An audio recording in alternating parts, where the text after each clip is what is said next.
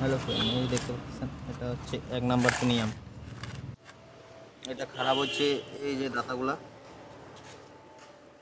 এই যে সিগুলার যে হাফছে গিয়ারটা ফেলবে, এই দাতাগুলো খারাপ হচ্ছে, এর জন্য এটা চেঞ্জ করতেছি। এটা হচ্ছে 1 নাম্বার প্রিমিয়াম, কীভাবে ঘুষে গেছে।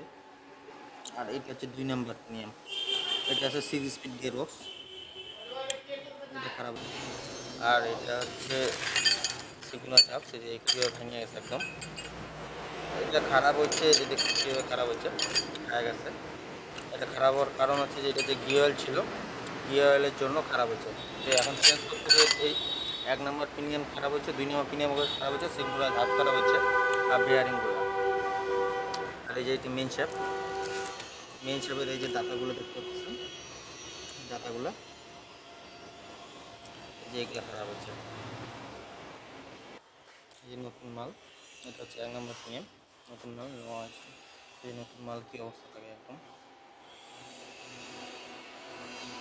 সিঙ্ক্রোনাইজ হাফ, আর এই যে মেন শেপ দেখতে হচ্ছে, মেন শেপের দাতা কি ওকে আছে, নতুন মেন শেপ নতুন লাগবে, কারণ প্লাস সিঙ্ক্রোনাইজ হাফ নতুন লাগবে। আর বেয়ারিং এই যে নতুন মাল সব দিয়ে আসে, ফিটিং করবো, ফিটিং করে হয়ে যাবে। যখনই আপনারা গিয়ার ঢালবেন, ভালো কন্ডিশন গিয়ার ঢালবেন আর টাইম টু টাইম চেঞ্জ করবেন, তাহলে গিয়ার ওকে থাকবে। ভিডিওটা ভালো লাগলে প্লিজ কমেন্ট করবেন।